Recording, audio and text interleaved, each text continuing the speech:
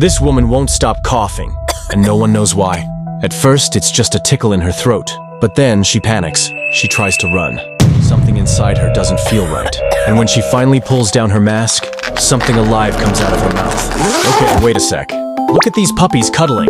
If you think that these puppies ate cute, tap like and hit subscribe. And this stray dog? He just about to get his first meal in days.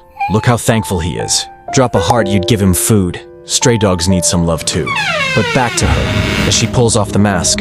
A giant slug comes out of her mouth, and just like that, it's not her body anymore.